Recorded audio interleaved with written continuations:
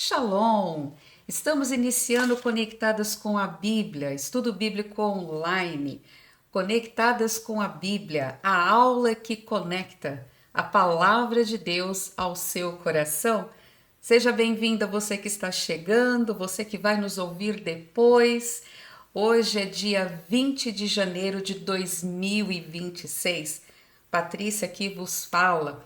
É uma alegria. Vamos dar continuidade nesses estudos do profeta Daniel. Quantas coisas maravilhosas nós aprendemos agora com este profeta não mais jovem, como nós o conhecemos no capítulo 1, mas agora ele já é um senhor idoso. Muito bem. Eu quero, antes de iniciarmos a leitura, vamos agora de uma ilustração.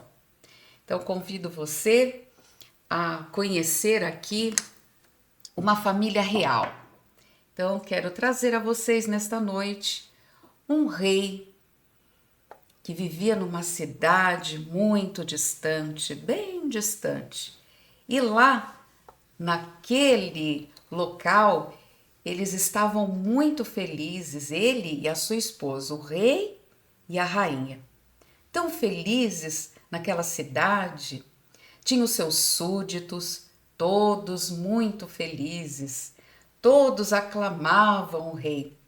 Mas um dia, esse rei decidiu que ele queria encontrar uma pessoa nobre em que vivesse ali naquela cidade. Então, ele pensou e resolveu compartilhar essa sua busca por uma pessoa nobre no meio do seu reino e toda aquela cidade, uma pessoa que realmente fosse nobre. Ele comunicou à rainha. A rainha, por sua vez, achou a ideia formidável. Sim, ó meu marido, vamos então, meu senhor, procurar essa pessoa. Vamos caminhar ao redor de toda essa cidade. E eles percorreram por toda a cidade, andando, caminhando, e no caminho eles receberam as pessoas que estavam no caminho. Todos os súditos ficaram tão felizes e veio de repente um vento que levou o lenço da rainha. Ah, todos muito que depressa foram correndo para ser o primeiro a resgatar o lenço que caiu da mão da rainha, para então ser uma atitude nobre e receber ali um elogio do rei naquela cidade real. E assim, por todo lugar que eles caminhavam, encontravam pessoas que os recebiam com muita alegria e aclamavam: Viva o rei! Viva a rainha! Viva! Viva a majestade! Todos estavam muito felizes. Mas eles voltaram para casa. Não encontraram uma pessoa nobre. Mas espera aí, ali, olhe bem, minha querida, existe uma menina, vamos até ela. E ali tinha uma menininha, tão pobrezinha, tão humilde. A única coisa que ela fazia era oferecer um copo de água para as pessoas que se aproximavam dela. E claro, não foi diferente. Ela ofereceu um copo de água para o casal real. Ela ficou tão trêmula, tão nervosa, de estar perante a presença da majestade, que deixou cair um pouquinho de água no belo vestido da rainha. Ela não se importou. Eles beberam a água, pois estavam com muita sede. Caminharam muito, por muitas horas. Agora sim, voltaram para o palácio. No dia seguinte, eles resolveram se despir. Tiraram toda aquela roupa real, ficaram irreconhecíveis. Colocaram trapos, sim, se vestiram com trapos. Nem parecia que era o rei. Ninguém suspeitaria que esta era a rainha, sem maquiagem nenhuma. E assim eles saíram a caminhar e procurar uma pessoa nobre. As pessoas que anteriormente os receberam com viva, aclamando o rei e a rainha, agora desprezavam. Passavam de longe, um passo largo, nem queriam se aproximar. Aqueles mendigos, aqueles sujos, quem são eles? Quem se importa com essas pessoas? E assim eles continuaram caminhando e procurando uma pessoa nobre. E quem que eles avistaram? Aquela mesma menininha, pobre, humilde, sempre recebendo as pessoas com um copo de água. Quando ela viu esse casal pobrezinho, humilde, vestido de trapos, cansados, sujos, ela mais do que depressa ofereceu um belo copo d'água para eles. Desta vez não deixou cair. E assim eles beberam aquela água tão gostoso, água fresquinha, límpida. E eles descobriram que aquela menininha era a pessoa mais nobre de toda aquela cidade. Muito bem, vamos ver essa história agora, em outras palavras, no Evangelho de Mateus, no capítulo 25. E quando vier o Filho do Homem, Mateus 25, 31. Quando vier o Filho do Homem, em sua glória, todos os santos anjos com ele, então se assentará no trono da sua glória, e todas as nações serão reunidas diante dele, e apartará uns dos outros, como o pastor aparta dos bodes as ovelhas, e porá as ovelhas à sua direita, os bodes à esquerda. E dirá ao rei, aos que estiverem à sua direita: Vinde, benditos de meu Pai, possuí por herança o reino que vos está preparado desde a fundação do mundo. Porque tive fome e deste-me de comer, tive sede e deste-me de beber. Era estrangeiro e hospedaste-me. Eu estava nu e me vestiram. Fiquei doente e me visitaram. Estive na prisão e foram me visitar. Então os justos lhe responderão dizendo: Senhor, quando te vimos com fome e te demos de comer, ou com sede e te demos de beber? E quando te vimos estrangeiro e te hospedamos, ou nu e te vestimos? Quando te vimos enfermo ou na prisão e fomos te visitar?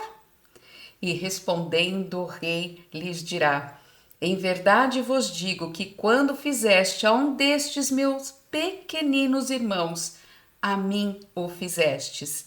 Então dirá também aos que estiverem à sua esquerda: Apartai-vos de mim, malditos, para o fogo eterno, preparado para o diabo e seus anjos. Porque tive fome e não me deste de comer, tive sede e não me destes de beber. Sendo estrangeiro, não me hospedaste. Estando nu, não me vestiram, e enfermo e na prisão, não foram me visitar. Então eles também lhe responderão, dizendo: Senhor, quando te vimos com fome, com sede, estrangeiro, nu, enfermo ou na prisão, e não te servimos? Então lhe responderá, dizendo: Em verdade vos digo que quando a um destes pequeninos o não fizestes, não o fizestes a mim. E irão estes para o tormento eterno, mas os justos para a vida eterna. Palavra do Senhor. Amém. O que nós aprendemos? Jesus pode voltar a qualquer momento e devemos estar preparados. Ele, o Deus Altíssimo, o Senhor Jesus, está no seu trono lá nos céus, olhando. Nada pode escapar do seu olhar. Ele está de olho em toda a humanidade e ele virá cumprir o seu plano, o seu propósito final. Agora sim, vamos entrar para a aula de Daniel, capítulo 2. Capítulo 2, não, desculpa, capítulo 7, mas que a gente está fazendo essa complementação, né? Então, nós temos esse mapa, colocando aqui à nossa direita a estátua, que é o capítulo 2, e os animais, que representam o capítulo 7, que vai dando todos esses detalhes. Então, o que, que nós temos aqui? Daniel, capítulo 7. O império é de Belsazar. Ainda é o império babilônico.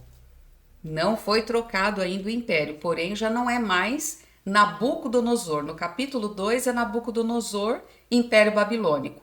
Capítulo 7 continua o império babilônico, porém é o reinado de Belsazar, conforme nós lemos no primeiro versículo do capítulo 7. Então é mais ou menos o ano 555 a.C. Daniel, um profeta com a idade avançada, já idoso, lembrando que a palavra-chave do capítulo 7 é complementação. O 7 complementa o sonho de Nabucodonosor no capítulo 2. Daniel começa a receber visões e sonhos. Sobre o quê? Sobre a queda das potências mundiais, ou seja, o Rei Eterno virá. Se preparem, nações, gentios, povos, línguas, tudo isso tem um tempo. O tempo que Deus já estabeleceu e ele voltará, né? Nós sabemos que o Senhor Jesus pode voltar a qualquer momento. Estejamos preparadas para isso. Mas vamos fazer aqui agora uma leitura reflexiva. Vamos voltar um pouquinho no profeta agora Isaías, não Jeremias. Vamos para Isaías, capítulo 46. O capítulo 46, o que trata? Ele trata da queda dos ídolos da Babilônia. Então Daniel sabia todo o plano, todo o projeto, ele tinha todo o cenário, ele tinha todo o pano de fundo, né? Sobre o que iria acontecer, as sucessões dos impérios do tempo dos gentios. Então, aqui no versículo 4, eu quero atentar aqui, ó. Até a velhice eu serei o mesmo. Ou seja, com o passar dos anos, com tudo desenrolando, Deus está dizendo: eu continuo o mesmo. O profeta Malaquias, também inspirado pelo Espírito Santo, ele vai escrever: eu, o Senhor, não mudo.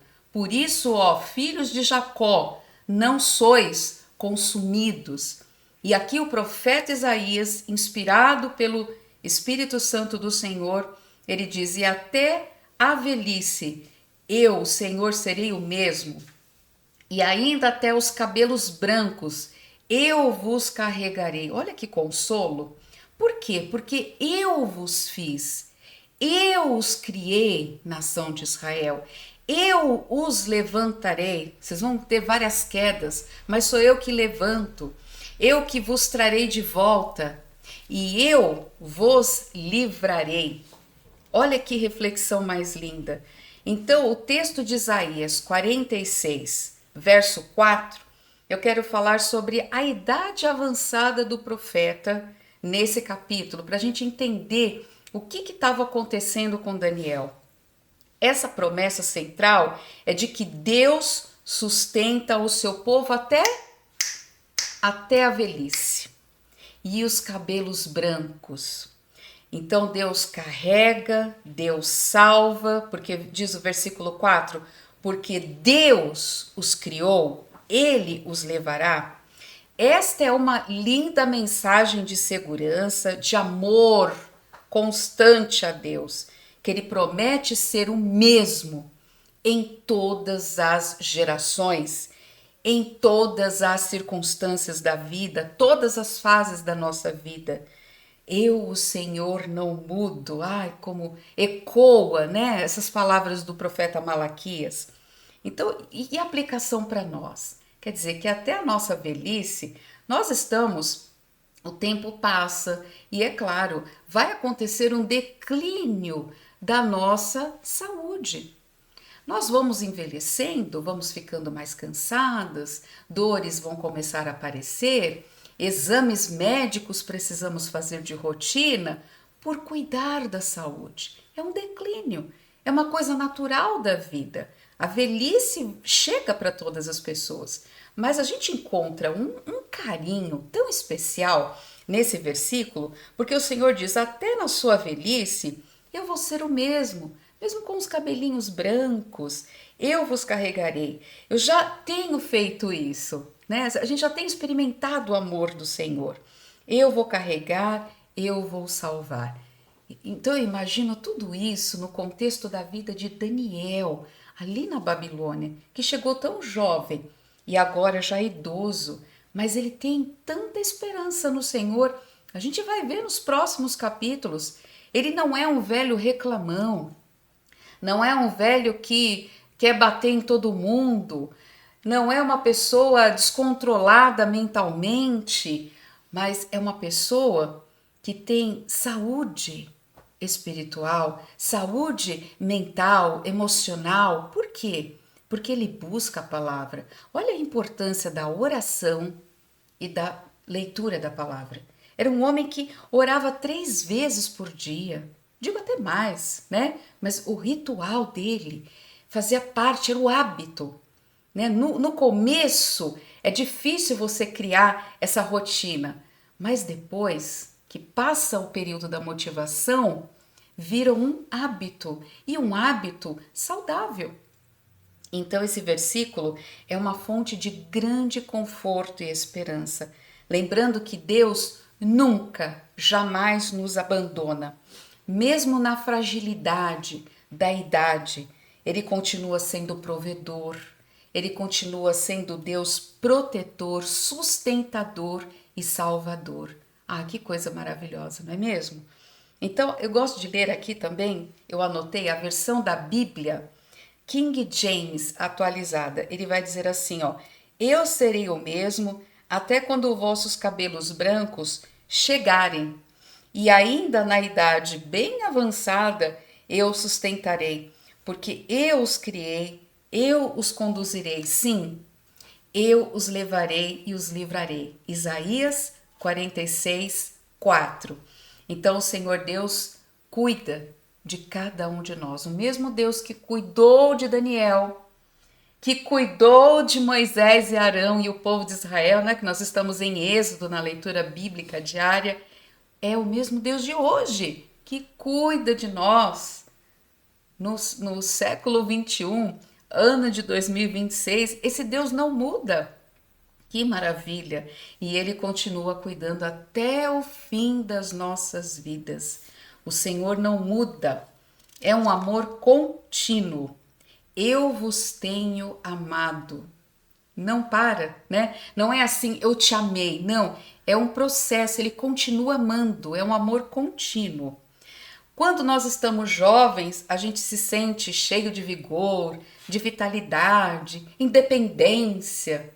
Mas quando a idade vai chegando, a gente começa a se sentir mais frágil, mais dependente. É ou não é verdade? Não é? Então é nesse momento que essa promessa de Isaías 46:4 se torna tão real na nossa vida. Então não se sinta sozinho, não se sinta assim: estou abandonado, está acabando meus dias. Quem tem Jesus tem tudo. Nós temos uma vida eterna. Aqui é só uma passagem. Então Deus diz que Ele vai nos carregar, que quando estivermos cansadas, sobrecarregadas, Ele vai nos dar vigor, Ele vai nos carregar nos braços.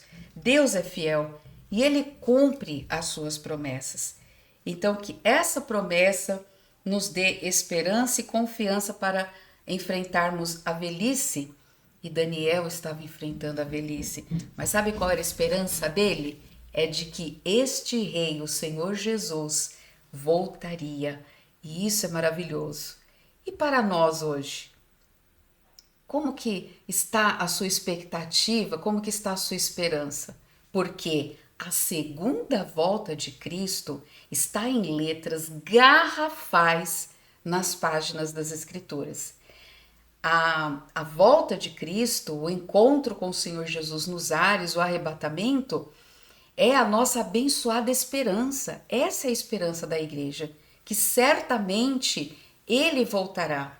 Então, todo cristão, todo salvo, todo nascido de novo, deve aguardar com um espírito de expectativa, como somos ensinadas. Levantai as vossas cabeças, pois a vossa redenção está próxima. Aleluia! Esta é a realidade que está diante de nós. Naquele dia, os crentes ouvirão uma trombeta soando, os mortos em Cristo serão ressuscitados dos seus túmulos e os que estiverem vivos serão reunidos todos com o Senhor. Os mortos ressuscitados, os vivos com corpos transformados, todos nesse encontro, nesta reunião nos ares, onde nós encontramos essa linda promessa de esperança. 1 Tessalonicenses, capítulo 4, dos versos 13 ao 18. Tudo isso muito maravilhoso com a igreja, o corpo de Cristo, espalhado em todo o mundo. Mas a pergunta é: o que acontecerá com o mundo depois do arrebatamento da igreja, dos salvos, dos redimidos? Eu coloquei uma imagem aqui de um debulhador de milho. Então, depois do arrebatamento da igreja, do corpo de Cristo, todos os salvos, espalhados em todo o mundo, a igreja saiu daqui da terra, o mundo vai passar por um período de 7 anos, conhecido como a tribulação. O que é tribulação? A palavra tribulação vem do latim tribulum, que é uma palavra romana para uma máquina debulhadora de milho. Coloquei 2 imagens aqui.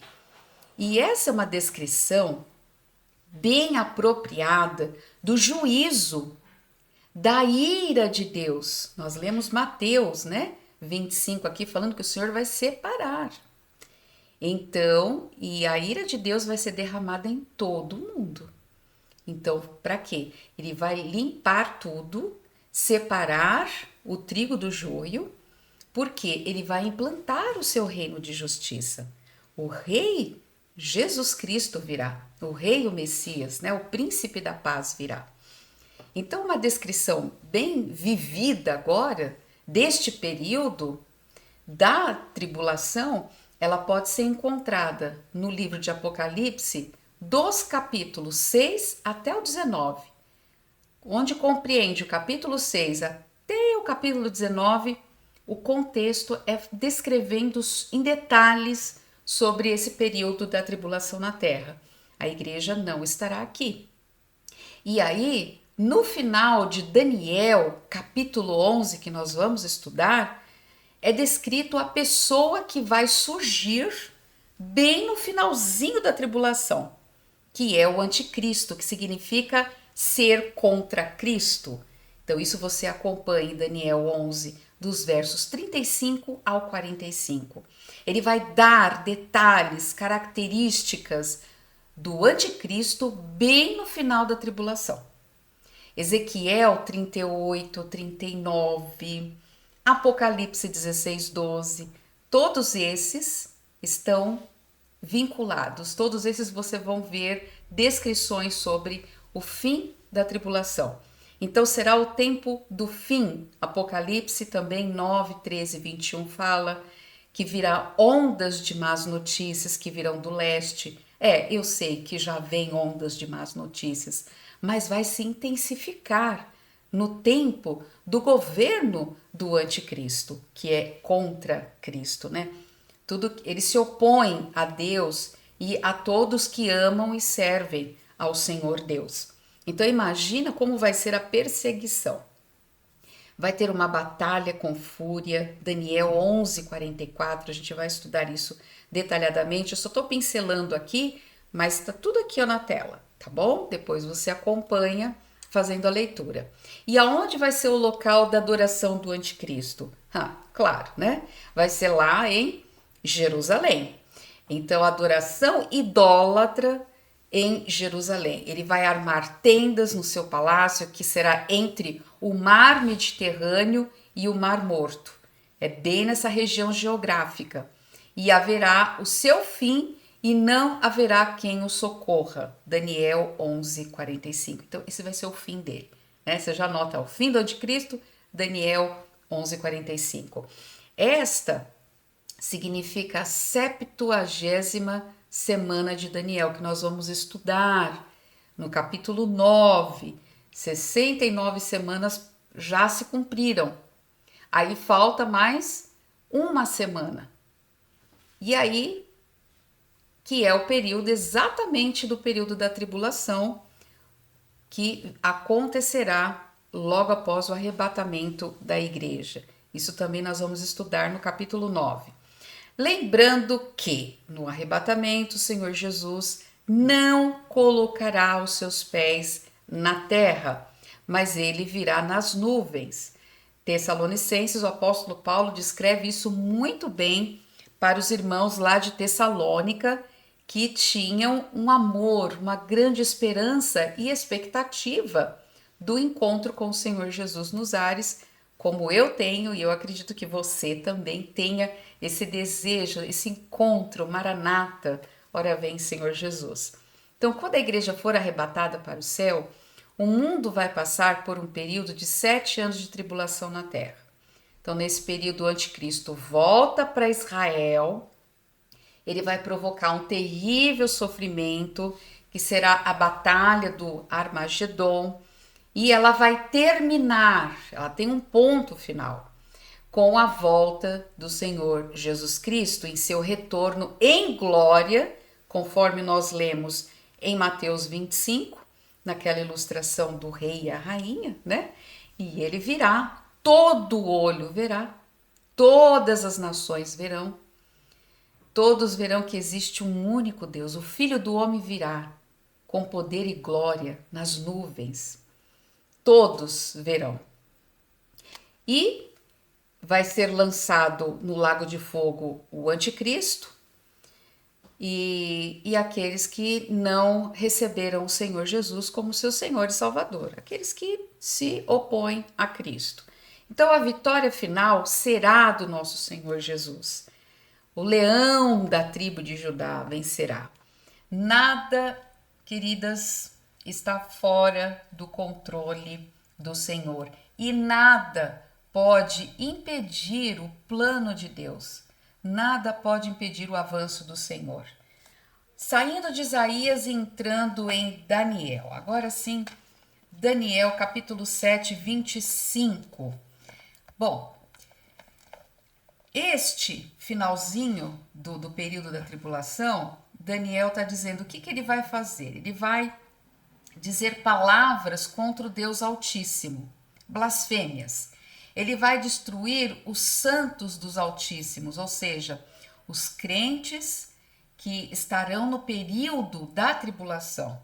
Ele vai destruir todos que não seguem a ele, que não o adoram, que não se prostram, serão perseguidos e verão a morte. E vai cuidar também o anticristo em mudar os tempos. Estou lendo Daniel 7:21.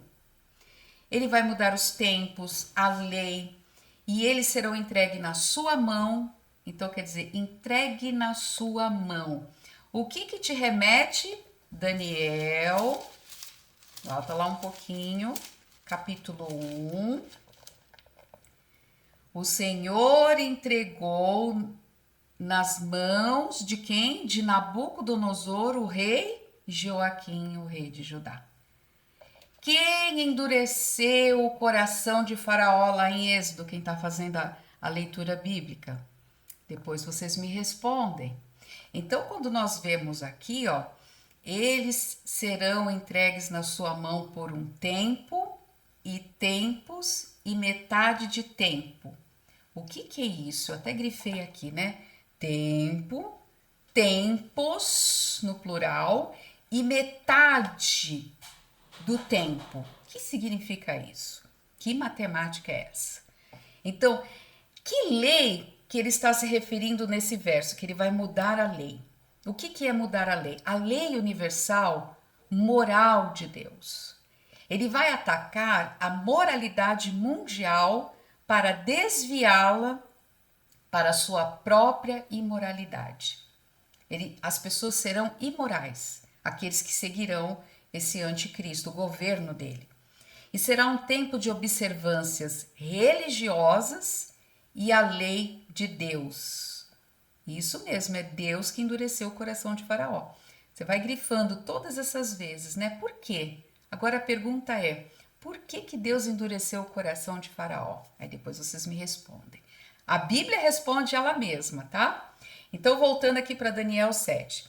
O que nós observamos hoje dentro da nossa sociedade moderna? Nós observamos já sombras dos eventos que estão por vir, tá? Uma hora vai descortinar tudo, vai abrir, vai se revelar tudo. Já estamos observando isso hoje, né? Certamente que a lei moral de Deus está sobre o ataque hoje em nossos dias. Isso afeta tanto a condição da mente das pessoas em todo o mundo. Você vê que as pessoas fazem coisas que você fala, como que pode um ser humano ter uma atitude dessa, um ser humano ter uma reação dessa, né? E aí, naquele tempo, então, as pessoas vão chegar no ponto de desejar seguir a este super líder, um falso profeta. Elas vão sentir essa necessidade. E aí esse super líder vai aprisionar quem? Os governos, as autoridades e as mentes das pessoas em todo o mundo. Pensa que é só uma região, não. Será mundial, será universal. E esse personagem ele está aguardando para entrar no cenário. Então imagina no teatro, de repente aparece quem? Desculpa, o anticristo. Né? Ele está esperando a hora certa para ele entrar nesse cenário da história e começar o seu reinado, que vai ser por um tempo e tempos e metade de tempo. E como que vai ser o seu reinado? Ah, claro, vai ser ações nefandas. O que é nefanda? É ímpia. São ações odiosas, são ações perversas, depravadas, corrompidas, ações maldosas. Sim, é assim que vai ser a ação dele, o governo dele. Então imagina a confusão que não vai ser. Então o que nós aprendemos? Que o chifre da blasfêmia, este personagem de Daniel 7:25, ele desafiará a Deus, perseguirá os santos de Deus, mudando o quê? Os tempos, as estações, a lei, ele vai querer mudar tudo, tudo. Vai chegar agora, chegou minha vez, quem manda aqui sou eu. Mas aqui coloquei até uma lozinha, como se fosse uma aula de matemática da Bíblia, né? Então, Daniel 7:25, haverá uma limitação no tempo que ele vai governar. Então, Deus determinou um tempo. Vamos lá, a expressão um tempo e tempos e metade do tempo é muito interessante. Veja só, Daniel, por favor, 4:25. Volta um pouquinho, Daniel 4:25. Então, aqui falando de Nabucodonosor, por causa da soberba dele, da exaltação, aí Deus, o Altíssimo, o repreende, o ensina. Aí ele fala assim, ó, você vai ser tirado dentre os homens, a tua morada será com os animais do campo, e te farão comer erva com os bois, e será molhado do orvalho, do céu, e passarão 7 tempos, ok? Pega aí um lápis, uma caneta, um marca-texto. 7 tempos, ao tempos aqui, ó. E esse tempos é o que nós vamos então agora fazer o cálculo. Vai passar 7 tempos por ti, até que conheças que o Altíssimo tem domínio sobre o reino dos homens e o dá a quem quer. Esse versículo é extraordinário, né? E vale até hoje. Então aqui, ó, 7 tempos significa o quê? 7 anos. Notou isso? Muito bom. Então, a expressão Daniel 4:25, tempos equivale a anos. Então, esse rei Nabucodonosor ficou 7 anos comendo grama. Pensa nisso. Se comportando como um animal. Então, dentro do próprio livro de Daniel, nós entendemos que a palavra tempo poderia ser o mesmo que, então, um ano. Aí, Daniel, agora é 7:25. Tempo, um ano, anote aí no caderno. Tempos. Então, eu tenho um mais um, 2. Então, eu tenho um ano mais 2 anos, mais metade de um tempo. Somando tudo, 1 mais 2 mais meio, 3 anos e meio. Esse é o tempo limitado desse anticristo no seu governo, que vai ser vamos dizer assim, a segunda fase, tá bom? Que vai ser a fase que ele vai perseguir especificamente a nação de Israel. Também os outros povos, tá? Também as nações gentílicas, mas especificamente a nação de Israel. Então, Daniel 7:25 significa o final desse período que ele vai governar. No total é 7 anos. E isso nós podemos encontrar também em Apocalipse, capítulo 12, versículo 14. Vamos lá para o último livro, por favor. 12:14. E foram dadas à mulher 2 asas de águia. Então, o capítulo 12, deixa eu já explicar para vocês. A mulher aqui é a nação de Israel, que vai ser perseguida nesse finalzinho desse período da tribulação, que são esses 3 anos e meio. O dragão é Satanás. Como que eu sei disso? Então, vamos lá. No versículo 9, vai falar sobre ele. Apocalipse 12:9. Foi precipitado o grande dragão. Marque esse. A antiga serpente. De novo marca. Chamada o Diabo e Satanás. Então é a mesma pessoa, tá bem? Que engana todo mundo e foi precipitado na terra e os seus anjos foram lançados com ele. Então vai ser esse grande período, agora voltando para o 14.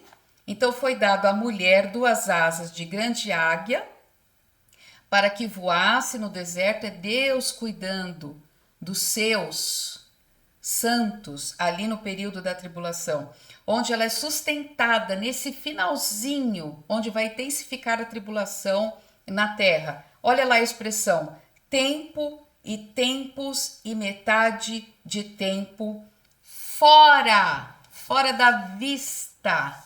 De quem? De Satanás.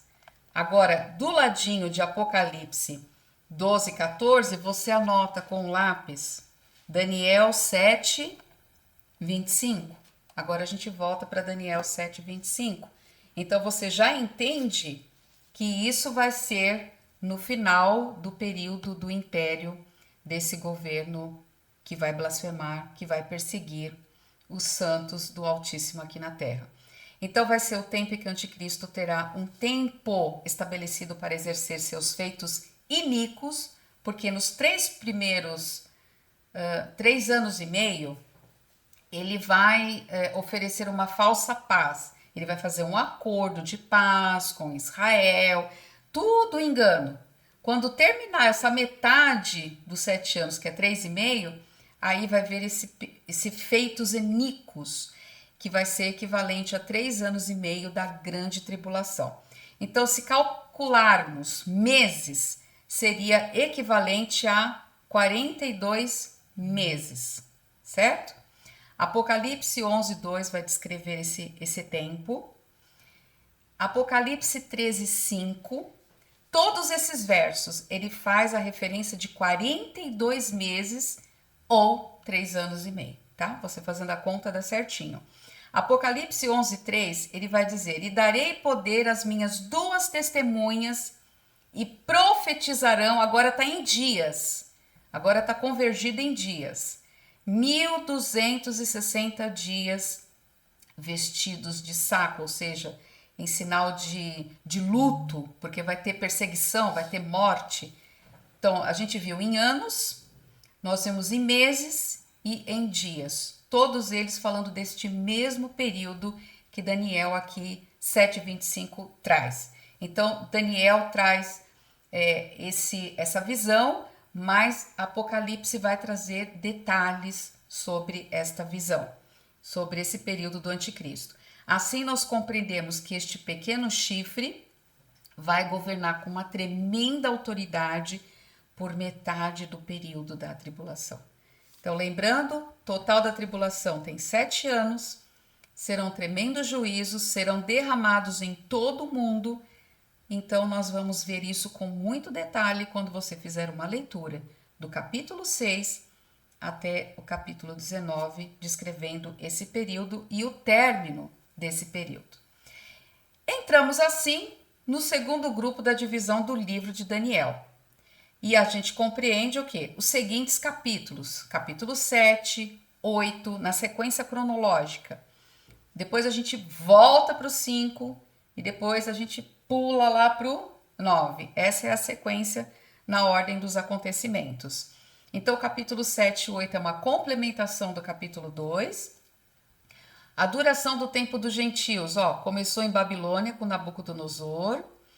Vai ter a queda desse império, vem o Medo-Persa, cai, vem o Império Grego, cai e vence o Império Romano.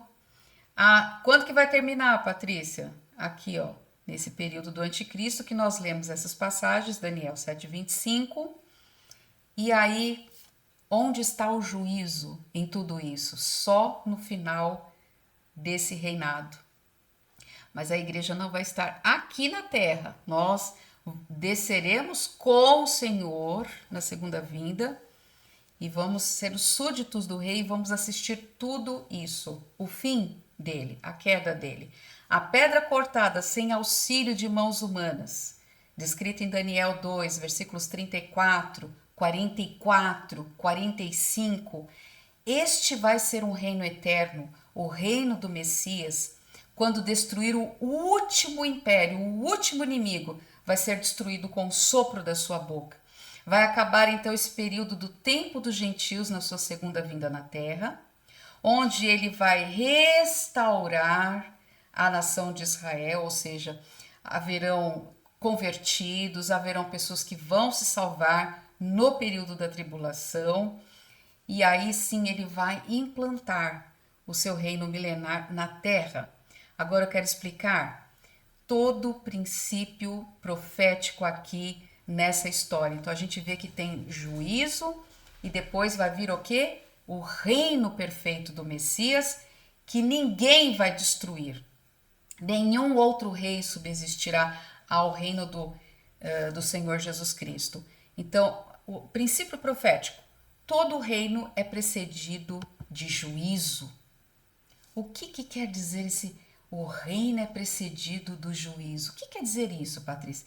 Anote esse princípio que é muito importante para a gente compreender toda a Bíblia. Eu digo toda a Bíblia. O reino é precedido de juízo. Aí eu coloquei uns exemplos aqui para nos ajudar, tá? Vamos lá. Estamos à noite, com fome, algumas já jantaram, outras não. Mas vamos lá. O jantar será precedido de um coquetel. Oh, que delícia, hein? Então, o coquetel, ele vem antes do jantar. Precedido é isso, ok? Um segundo, está aí com cara de que vai chover esta noite. Os relâmpagos precedem a chuva. Então, isso quer dizer o quê? Que os relâmpagos vêm antes da chuva. Terceiro exemplo, a humildade precede a honra. Tem tudo a ver com a característica de Daniel, né? Que sejamos assim também. Então, quer dizer o quê? Que a humildade, ela vem antes da honra. E o último, que nós falamos muito de reino aqui, o reino é precedido de juízo, que é o nosso princípio profético. Fechando com chave de ouro aqui, quer dizer, o juízo vem antes do reino do Messias. Entenderam? Então concluímos que se é precedido, é porque outra coisa já aconteceu ou veio antes dele. Então, antes do reino do Messias, vai vir o que, meninas? O juízo. Vamos repetir. O reino é precedido de juízo. Mais uma vez, o reino é precedido de juízo. Então, a característica do Espírito Santo de Deus escrever é o quê? É mostrar como os homens são orgulhosos em suas posições. E Deus está vendo, Deus está acompanhando as posições, os movimentos dos homens. Como? Como animais ferozes, animais selvagens. Então, na medida que o tempo passa, o tempo dos gentios, que ainda está em andamento, os governantes se tornam cada vez mais descontrolados. E isso a gente pode acompanhar nos noticiários. Ambiciosos, arrogantes, o poder sobe a cabeça. E isso afeta o quê? O caráter, o comportamento, para não perder o prestígio, o poder. Eles não querem perder a sua posição. E qual é o resultado? Homens descontrolados, que agem como animais. Por isso que Daniel 7 é Deus mostrando para Daniel a visão que Deus tem do céu dos homens aqui na terra. Os impérios, os governos, como bestas feras, como animais que devoram um ao outro. Então, Daniel capítulo 7, ele recebe a visão de como Deus vê os homens governando como animais. Em Daniel 2, a principal figura é Nabucodonosor. Por quê? Porque começa com ele o tempo dos gentios. E a nação de Israel fica subordinada, ela fica debaixo do governo dos gentios, das nações, que é Nabucodonosor, no caso Babilônia. Mas quando que termina? Vai terminar com juízo. Então a gente vê Daniel 7, do 9 até o 11. E eu continuei olhando até que me foram postos uns tronos, e um ancião de dias, olha, um juiz, se assentou, sua veste era branca como a neve, o cabelo da sua cabeça como pura lã, e seu trono de chamas de fogo e suas rodas de fogo ardente. Ou seja, fogo na Bíblia, gente, é juízo, tá? É prestação de conta, ó, é acabar. Então aqui nós vemos que vai terminar, depois vem esse juízo, e aí então por fim virá o reino do Messias. Aí no versículo 13, Daniel vê aqui, ó. Eu estava olhando nas minhas visões de noite, eis que vinha nas nuvens do céu como filho do homem. E ele se dirigiu ao ancião de dias, Deus Filho, Deus Pai. E o fizeram chegar até ele. Versículo 14, foi-lhe dado. Por quê? Porque ele já foi, o inimigo já foi destruído e queimado pelo fogo, conforme o versículo 11 acima. Agora que ele foi destruído, agora o Deus Altíssimo entrega o domínio, a honra, o reino, para que todos os povos, nações, línguas servissem o seu domínio, o domínio eterno, ou seja, não tem fim, que não passará, e o seu reino tal que não será destruído. Aleluia. Esse é o reino do Senhor Jesus Cristo, o Messias, o nosso Salvador e Redentor. Então, enquanto em Daniel capítulo 2 ele mostra a importância de Nabucodonosor no tempo dos gentios, ou seja, ele está mostrando o início da disciplina de Israel debaixo das nações, conforme Jeremias, anote, leiam Jeremias. Jeremias já, inspirado pelo Espírito Santo de Deus, já mostrou como seria isso. Aqui Daniel capítulo 7 é uma complementação do 2. Repeti tanto, né? Acho que fixou, né, gente? Então, o 2, a estátua é o quê? É o plano geral. E o capítulo 7 é um plano específico, né? Ele mostra detalhes. Você quer mais detalhes? Corre para Apocalipse, de 6 até 19. E aí mostra esse último rei, tá? Que do quarto império, que é o pequeno chifre, que sai do quarto animal. Dentre aqueles 10 chifres, sai um chifre pequenininho, que é esse daí que vai fazer esse barulho todo aqui na Terra, mas ele tem um tempo determinado, né? Muito bem, o reino do Messias, ele vai ser um reino eterno, todos os domínios servirão e obedecerão, conforme Daniel 7, versículo 27. Glória a Deus. Maranata, ora vem, Senhor Jesus. Pai, nós te agradecemos por esse período em que lemos esta mensagem e como é gostoso que o Senhor traz a nós essa mensagem de que o reino eterno pertence ao leão da tribo de Judá e ele vai reger, ele vai governar com justiça e retidão. Nós nos despedimos com essa esperança no coração e com essa alegria de que esse rei já tem a sua parte central na história da humanidade, porque nos ama. Obrigada pelo seu grande amor. Nos despeça agora em paz e segurança, em nome do Senhor Jesus Cristo. Até de repente.